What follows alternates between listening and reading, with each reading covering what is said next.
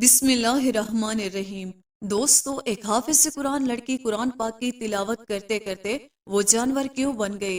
आखिर उस पर अल्लाह का इतना दर्दनाक अजाब क्यों आया? और वो कुरान मजीद की तिलावत करते वक्त क्या गलती करती थी? दोस्तों, वो गुनाह जानने के लिए हमारे साथ आखिर तक जरूर रहिएगा, क्योंकि ये वाकया हम लोगों के लिए इबरतनाक और सबक आमूज वाकया है। और खासकर हमारी माँ बहनें इस वाकये को जरूर सुने।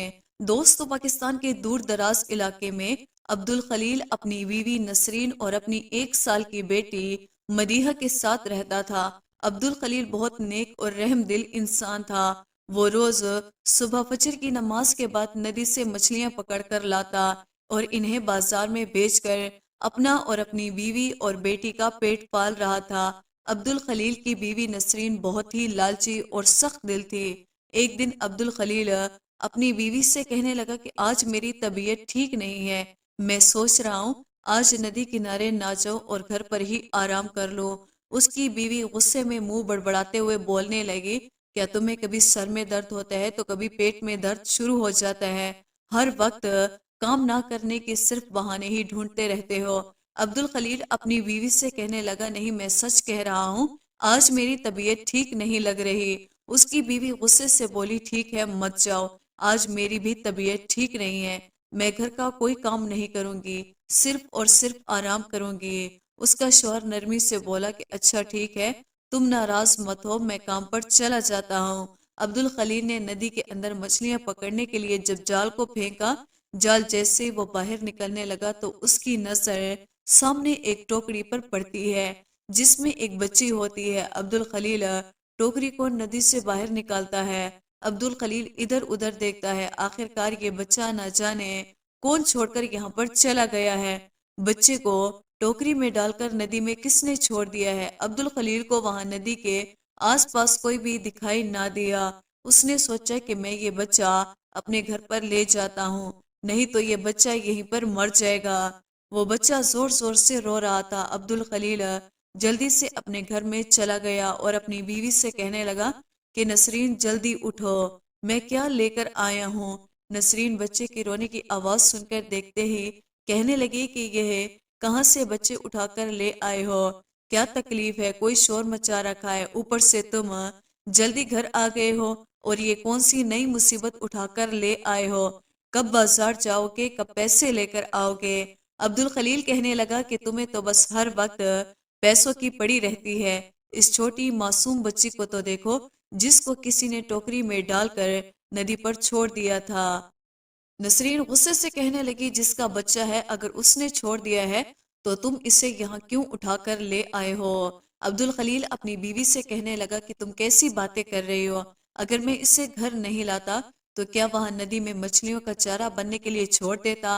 नसरीन गुस्से से कहने लगी कि इस बच्ची को मछली खाए या कोई जानवर खाए, इस मुसीबत को हम अपने घर पर नहीं रखेंगे। अब्दुल खलील बीवी की बात सुनकर गुस्से से लाल पीला हो गया, कहने लगा, बस बहुत हो गया है, मैं आज के बाद तुम्हारी कोई बात नहीं मानूंगा, बहुत तुम्हारी मनमानी हो चुकी है। अब तुम मेरी एक बात ध्यान से सुनो, ये बच्ची अब इसी घर में रहेगी और मदीहा के साथ हम इसे भी पालेंगे। इस बारे में अब मुझसे दोबारा कोई बात नहीं करनी। नसरीन ने पहली दफा अपने शोहर को इस तरह गुस्से से अपने साथ बात करते हुए देखा तो वो बहुत ज्यादा घबरा गई और खामोशी से उस बच्ची को अपने साथ रखने के लिए तैयार हो गए। अब्दुल खलील ने बड़े प्यार से उस बच्ची का नाम नादिया रखा था। आहिस्ता आहिस्ता वक्त के साथ साथ मदीहा और नादिया दोनों बड़ी हो गई। एक दिन नादिया अब्दुल खलील से कहने लगी कि अब्बू जान है, क्या मैं भी आपके साथ नदी में मछलियां पकड़ने के लिए जा सकती हूँ? अब्दुल खलील अपनी बेटी नादिया की बात सुनकर बहुत ज्यादा हंसा और कहने लगा, क्यों बेटी, क्या तुम्हें भी मछलियां पकड़ना सीखना है?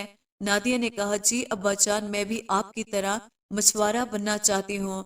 अब्दुल खलील नादिया से कहने लगा कि बेटी अभी तुम बहुत छोटी हो, अभी तुम अपनी बहन मदीहा के साथ खेलो, जब बड़ी हो जाएगी तब मेरे साथ चलना।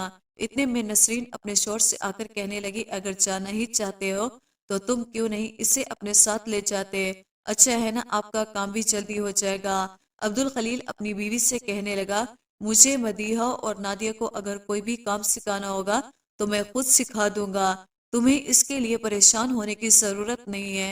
नसरीन नादिया को जरा भी पसंद नहीं करती थी, लेकिन वो अपने शोहर की वजह से मजबूर थी। एक दिन अचानक अब्दुल खलील की मौत हो गई। मदीहा और नादिया बाप की मौत की खबर सुनकर बहुत ज्यादा दुखी हो गई। नसरीन ने अपनी बेटी मदीहा को अपने गले लगाया और कहा कि बेटी, तुम्हारे बाप के साथ हमारा साथ यहीं तक था, अब तुम्हें हिम्मत रखनी होगी। मदीहा बेटी अपनी माँ को रोते हुए कहने लगी कि अम्मा, अब हमारा घर का गुजारा कैसे होगा? अल्लाह ने हमारे सर से हमारी छत ही छीन ली है। इस घर का गुजारा किस तरह होगा? उसकी माँ ने कहा कि नादिया है ना, अपनी बाप की जगह पर ये मछलियां पकड़ कर लाया करेगी। उसने अपने अब्बू से मछलियां पकड़ना सीखा है। नादिया अपनी माँ की बात सुनकर रोते हुए कहने लगी कि हाँ हाँ अम्मी जान, क्यों नहीं, मैं हूं ना, मैं खुद अपने अब्बू जान की जगह पर काम करूंगी, आप फिक्र मत करें। नसरीन मदीहा से कहने लगी, बस बस, ज्यादा प्यार दिखाने की जरूरत नहीं है, तुम ही जाओगी काम करने के लिए, और कौन जाएगा? बाप के मरने के बाद नादिया के दिन ही बदल चुके थे। नसरीन उससे घर का सारा काम करवाती और मछलियां पकड़ने, नदी से पानी भरने का भी नादिया को करना पड़ता, लेकिन उससे खाना हमेशा बासी और थोड़ा सा मिलता था। एक दिन जब नादिया नदी से पानी लेने के लिए गई तो वहां अपने बाप को याद करके बहुत रो रही थी। अबू जान, आप मुझे छोड़कर क्यों चले गए हैं? मुझे आपकी बहुत याद आती है। मुझे आज पता चला है कि इस घर में मुझे आपके सिवा कोई भी याद नहीं करता। आपके जाने के बाद माँ मुझे खाना भी ठीक से नहीं देती। मैं नमाज पढ़कर हर रोज अल्लाह ताला से दुआ करती हूँ कि मेरे अब्बू जान मेरे साथ वापस आ जाएं। क्या ऐसा नहीं हो सकता? मैं क्या करूं? आप मुझे कोई रास्ता बताएं, लेकिन उससे कोई जवाब नहीं मिलता। वो रोते रोते घर आ जाती है। नादिया जैसे घर पर आई, उसकी माँ गुस्से से उसको कहने लगी, आ गई महारानी, नदी से पानी लाने में इतना वक्त लगता है? नादिया रोते हुए अपनी माँ से कहने लगी, माँ, पानी भरकर मटका भारी होते हैं, इसलिए माँ आहिस्ता आहिस्ता चली आती हूँ ताकि पानी गिर ना जाए। उसकी माँ कहने लगी कि बस बस, अपना मुंह बंद करो, कोई भी काम ठीक से तुम नहीं करती हो, ऊपर से इतना खाना खाती हो। नादिया अपनी माँ से कहने लगी, माँ, खाना तो आप मुझे आधे पेट भी नहीं देती, ऊपर से बासी खाना खाने को मिलता है। नादिया की बात सुनकर उसकी माँ को बहुत गुस्सा आया और कहने लगी, मेरे सामने जबान चलाती हो? मैं तुम्हारी अच्छे से खबर लेती हूँ, तब जाकर तुम्हारा दिमाग ठीक होगा।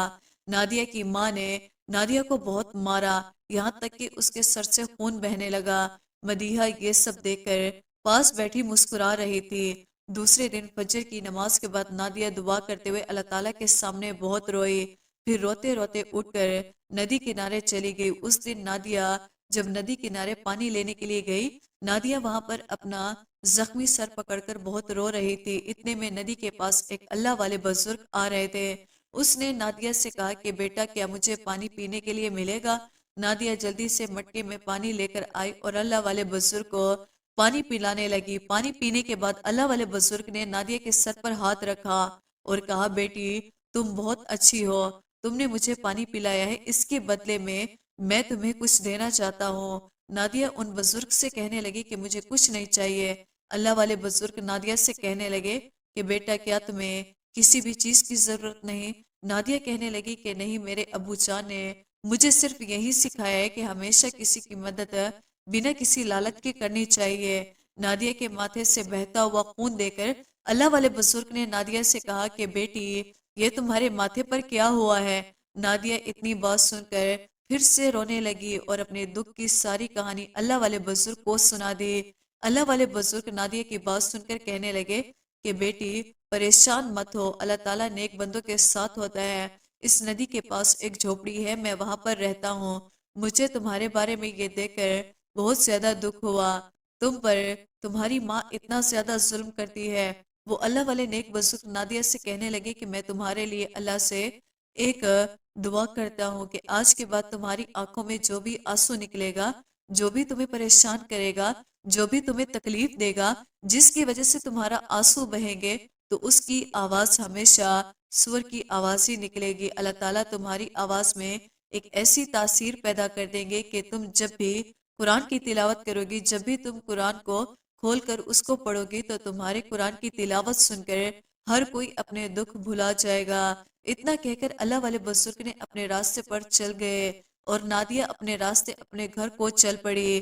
راستے میں اس کا دل کرتا ہے کہ قرآن پاک پڑھے، اس کی تلاوت کرے۔ جیسے ہی ہوئی وہاں پر اپنا منہ کھولتی ہے تو اس کے منہ سے قرآن کی تلاوت نکلنا شروع ہو جاتی ہے۔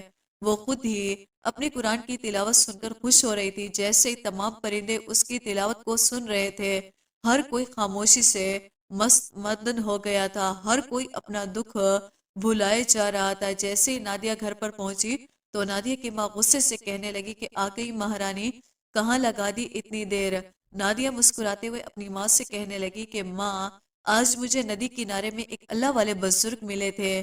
وہاں اللہ والے بزرگ بہت عبادت گزار بندے ہیں، اگر وہ مٹی میں ہاتھ ڈالے تو وہ سونا بن جاتی ہے۔ نادیہ کی ماں یہ بات سن کر کہنے لگی، کیا بات کر رہی ہو؟ کیا ایسا بھی ہو سکتا ہے؟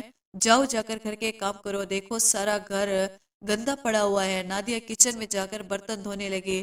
برتن دھوتے دھوتے اس کے ہاتھ سے ایک کانچ کا گلاس ٹوٹ گیا۔ جیسے گلاس ٹوٹا، اس کی بہن پاس کھڑی تھی، اس نے فوراً سے اس کے منہ پر تھپڑ مار دیا اور نادیہ رونے لگی۔ اس کی آنکھوں سے آنسو آنا شروع ہو گئے۔ جیسے اس کی آنکھوں میں آنسو آئے اور مارنے والی بہن مدیحہ کی آواز بدل چکی تھی۔ کچھ کہنے کے لیے اب منہ کھولا تو اس کی زبان سے سور کی آواز نکل رہی تھی۔ اس کی ماں بھی یہ دیکھ کر حیران رہ گئی اور نادیہ سے کہنے لگی کہ بتاؤ تم نے میری بیٹی کے ساتھ کیا کیا ہے؟ اس نے کہا کہ ماں، آج مجھے اللہ والے بزرگ ملے تھے، انہوں نے اللہ سے دعا کی تھی کہ یہ سب کچھ ہوا ہے۔ ماں، انہوں نے کہا تھا کہ جب بھی تمہیں کوئی مارے گا تمہارے آنسو جیسے اس انسان کی وجہ سے گریں گے، انسان کی آواز بجائے اس کے گلے سے سور کی آواز نکلے گی۔ اس کی ماں یہ سن کر خاموش ہو گئی، مگر پھر بھی وہ اپنی حرکتوں سے باز نہیں آ سکتی تھی۔ اس نے اس کو مارا تو نہیں، مگر اس کو گھر سے نکال دیا۔ نادیہ باہر آ کر ایک درخت کے نیچے لیٹ گئی اور روتے ہوئے اس نے قرآن پاک پڑھنا شروع کر دیا۔ جیسے وہ قرآن پاک پڑھنا شروع ہو گئی تو اس کو اپنے سارے غم اور سارے دکھ بھول گئے۔ نادیہ کی آواز وہاں پر جاتے جاتے کسی ایک شہزادے کے کانوں میں گونجنے لگی۔ شہزادہ نادیہ کی آواز کا دیوانہ ہو گیا اور نادیہ کے پیچھے پیچھے اس کے گھر تک آ گیا۔ اتنی دیر میں نادیہ کی ماں نادیہ کو واپس اپنے گھر پر لے گئی تھی۔ شہزادے نے نادیہ کے گھر کا دروازہ بجایا، اندر سے نادیہ کی ماں باہر دروازے پر آ گئی۔ شہزادے نے نادیہ کی ماں سے کہا کہ یہاں پر کون تھا جو قرآن پاک کی تلاوت کر رہا تھا؟ مجھے وہ آواز یہاں تک کھینچ کر لائی ہے، میں اس کی آواز کا دیوانہ ہو گیا ہوں۔ کون ہے جو اتنی خوبصورت آواز میں اللہ کا کلام پڑھ رہا تھا؟ اس شہزادے کی بات سن کر نسرین کہنے لگی، یہ آواز تو میری بیٹی مدیحہ کی ہے، جس کو اللہ نے اتنی خوبصورت آواز سے نوازا ہے۔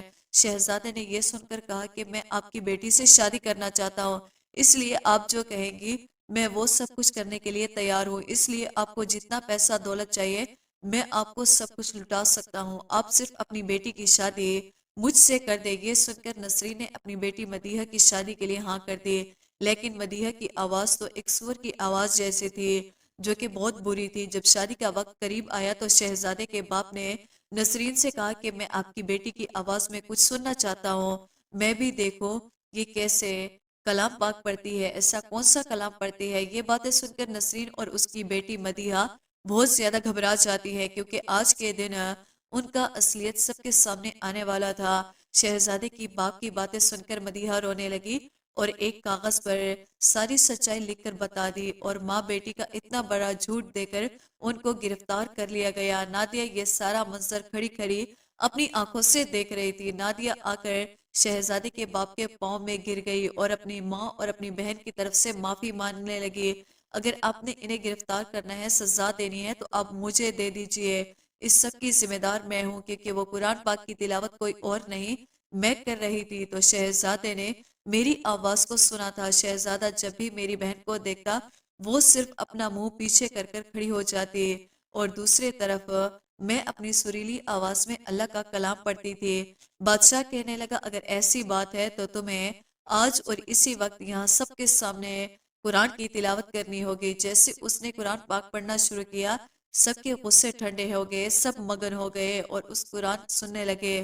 قرآن سننے کے بعد شہزادے کے باپ بادشاہ نے فیصلہ کیا کہ اب آپ سب کو ایک شرط پر معاف کروں گا، اگر آپ اپنی بیٹی نادیہ کی شادی میرے اکلوتے شہزادے سے کر دے۔ نادیہ کی ماں نے اپنی بیٹی نادیہ سے ہاتھ جوڑ کر اپنے گناہوں کی معافی مانگی اور کہا، بیٹی مجھے اور اپنی بہن کو معاف کر دو۔ ہم نے تمہارے اوپر بہت سارے ظلم اور زیادتی کیے، آج تم نے میری اور اپنی بہن کی جان بچا لی، اور آج ہماری خاطر اس شہزادے سے شادی کے لیے ہاں کر دو۔ نادیہ نے اپنی ماں کو معاف کر دیا اور شہزادے سے شادی کے لیے ہاں کر دی۔ نادیہ اور شہزادے کی شادی کر دی گئی۔ نادیہ کو بہت ہی اچھا سسرال ملا، جہاں وہ اپنی باقی زندگی راجکماری کی طرح گزارنے لگی، اور اس کے آگے پیچھے تقریباً ہر وقت نوکرانیاں ہی رہتی تھی۔ تو دوستو، دیکھا آپ نے اللہ والے کلام میں کتنی برکت ہے کہ انسان اپنے سارے غم، سارے دکھ بھول جاتا ہے، اور جو انسان کو پریشان کرتا ہے، اگر آپ کو کوئی بھی قسم کی کوئی پریشانی ہو تو یقین کریں اس قرآن پاک کو کھول کر پڑھیں، آپ یقین کریں کہ آپ کے سارے غم اور دکھ بھول جائیں گے۔ دوستو، امید کرتے ہیں ہماری آج کی ویڈیو آپ کو پسند آئی ہوگی۔ ویڈیو کو لائک اور سبسکرائب کرنا نہ بھولیے گا۔